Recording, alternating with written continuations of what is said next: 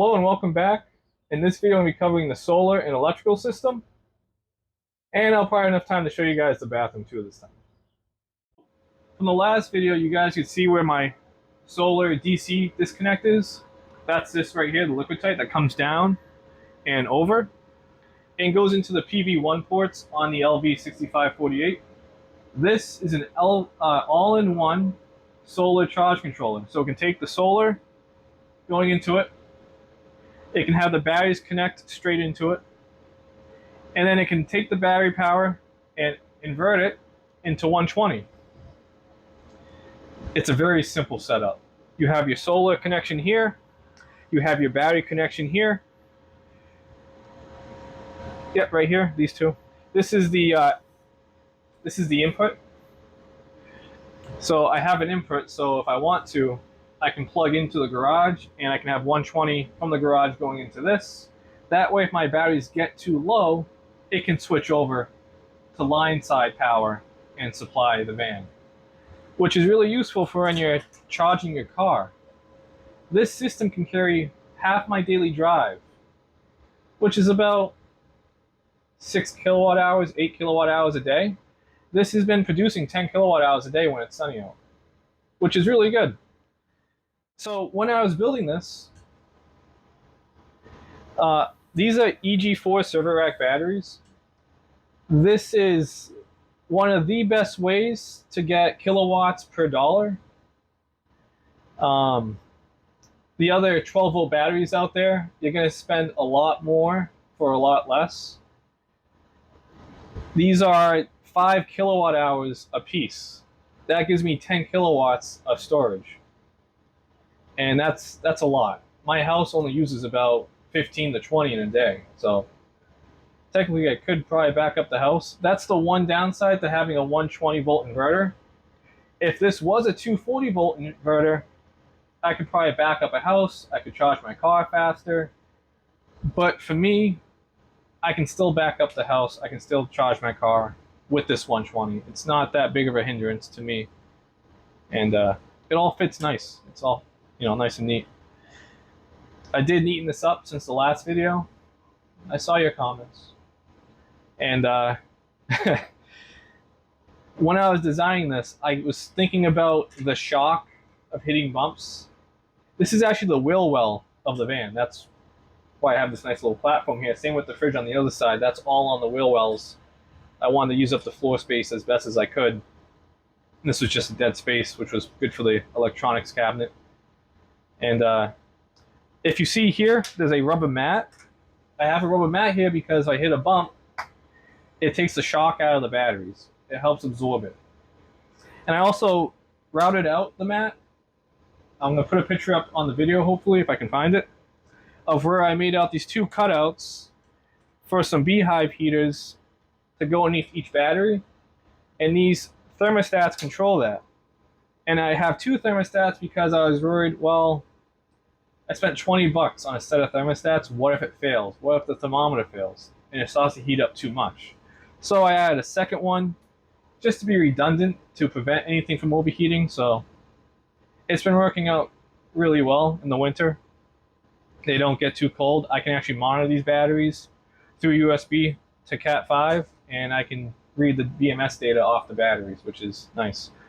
Again, based on the title of this video, this isn't exactly how I would do it next time around. Technology has improved. There's better things out there now. I'd probably get a different inverter, probably an EG4 inverter, and I would consider the wall mount battery for EG4. These cells in this battery are standing up right now. I'll try and get a picture on the screen for you so you can see what that looks like. The wall mount batteries, the cells are laying flat on each other, stacked up. So I don't see a reason why I couldn't just take one of those wall mount batteries, slide it in on its back right here, and those have a built-in heater and fire suppression. Not that lithium phosphate is going to catch fire. This is a very stable chemistry. This is probably the best chemistry for stability. That's why I went with these server rack batteries, because they are lithium phosphate. What else was I going to go with this? Oh, so yeah. I can lay down the wall mount battery and the cells will be in the same orientation as these cells are. I'm going to talk to EG4 about it and see if they recommend that in a van. I did have a conversation with EG4 and Signature Solar about these server rack batteries, and they did recommend that I could put them in a van. Now, on the right side here, on the left side over here, I have an L bracket that keeps the batteries from shifting front to back. These are stable. These haven't moved an inch since I put them in. And I have these straps that go across the top, and those keep them planted down firm. It works really well. And I don't know if you guys can see this, but I have metal back here, because when you mount batteries in an inverter on a surface, it should be a non-combustible surface based on the manual. So just to be extra safe, I put that over the plywood, even behind the electrical panel, even though when we electricians put panels on plywood, it's never an issue. But just in case, I did put metal behind it, just for the sake of doing it. Down there, you can see the 48 volt to 12 volt, what do they call it, in converter. And it just takes the 48 volts, makes it 12 volts, and that goes up to this 12 volt panel here, which then also goes into my DC to DC charger, and that allows me to charge up the dry battery. So that basically means that I've separated this back half of the van from the 12 volt system in the front. So this 12 volt system in the back of the van runs entirely off of that DC to DC converter, which at the time I thought was the way to go. But I've been thinking about it, and I might just feed everything off the dry battery with 12 volts and then have the DC to DC charger charge up the dry battery continuously. So in a lot of the build, to protect the wiring, especially on the outside of the van, I use what's called a split loom. It is a loom that splits. There's different sizes. I have this big one up on the roof because I ran a bunch of cabling up there with multi-wires for the lights around the van and the camera system. And this fit perfectly inside the rails of the unistrut, and it gave it a nice finished look while protecting the wires from not just abrasion, but from UV as well. So when designing the roof rack, I calculated that the weight with all the unistrut, the fittings, the brackets, and the panels actually adds up to exactly 410 pounds, which is quite a bit of weight, but it's not that much weight when it's 17 feet long. There's 6 members, 6 supports on each side, and each support has a bolt. Now, I was concerned about the bolt shearing the aluminum, the shear force on it, and possibly cutting into the aluminum. I built the whole roof rack with 3/8, but to mount it to the aluminum, I use 3/4. I don't have a 3/4 bolt on me, I have a 1/2 inch.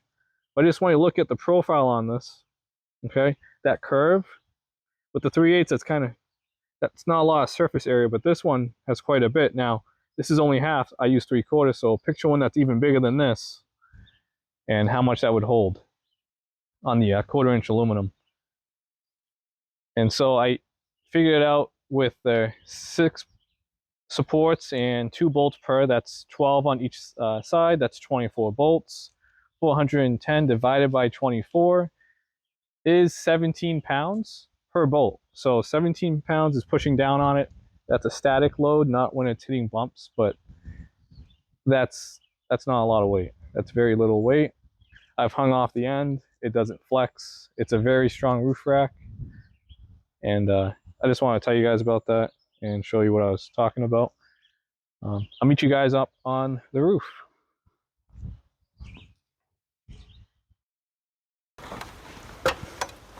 All right, here we are up on the roof. You can see that I have my center bolts holding in the top of the panels. That's using the unistrut. There's a piece of unistrut going across here, across the middle there, at the front there.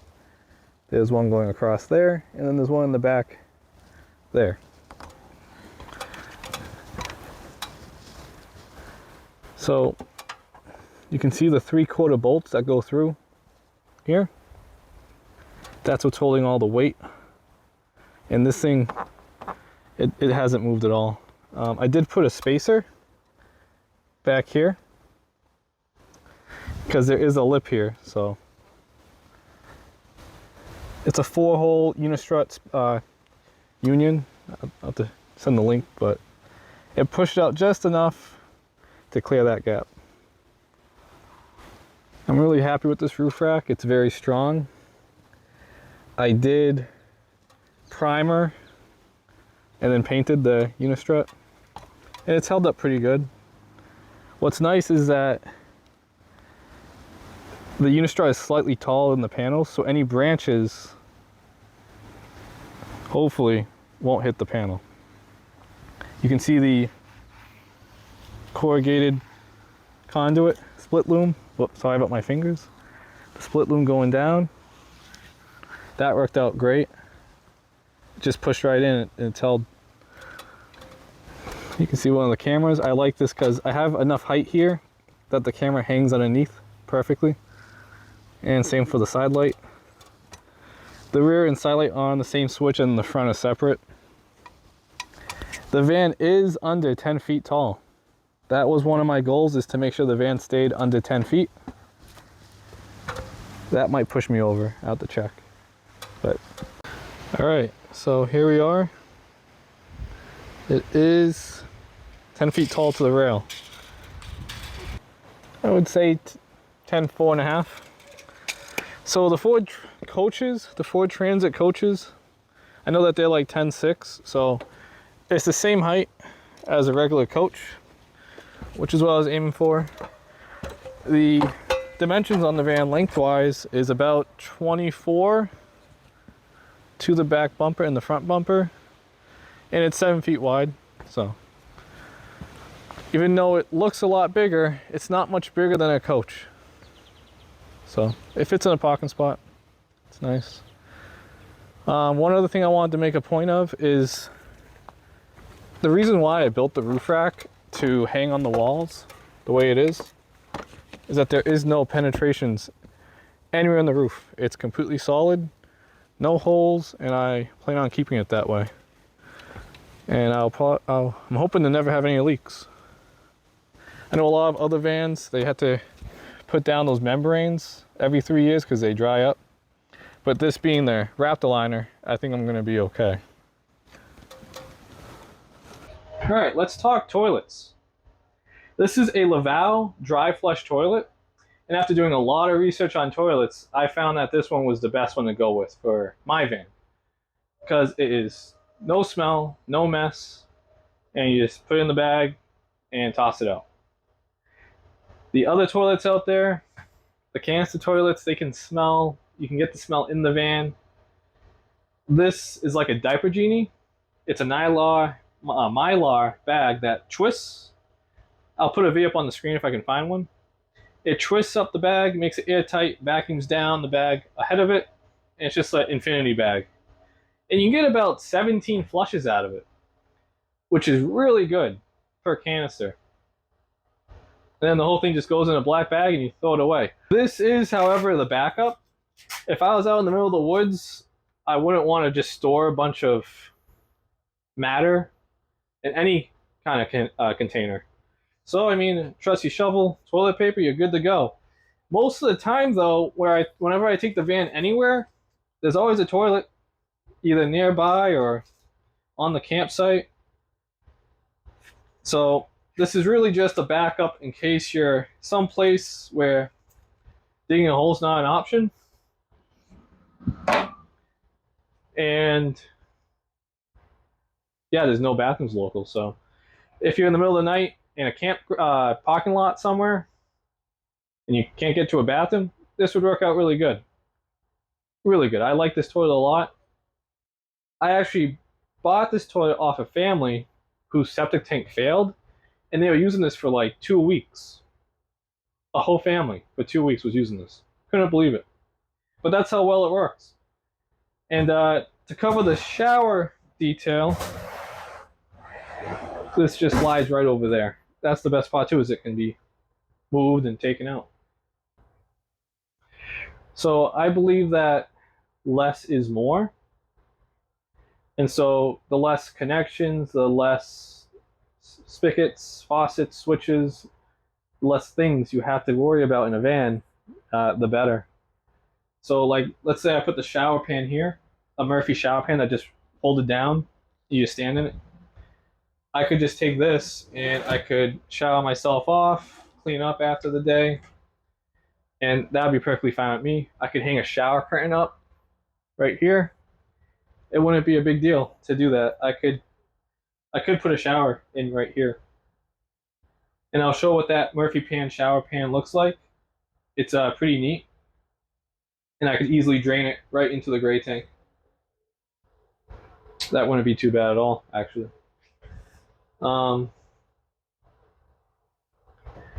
And for instance, I only have three receptacles on the countertops. I have one for the TV, one on the couch for the subwoofer, one in the cabinet just for utility, and then one outside for an outside plug. I see some van builds where there's switches everywhere, and I just think that having less is just more, you know? Less things to break, it's easier, and it's less material to use to build. For instance, for these two lights, it's just one twist knob, front and back, and that's it. That's all I need to do. And I put it in a place that I can reach from bed, so it makes it easy. I can just turn off the lights from bed and turn them back on when I wake up. And when I climb into the van, it's close enough I can just turn the lights on.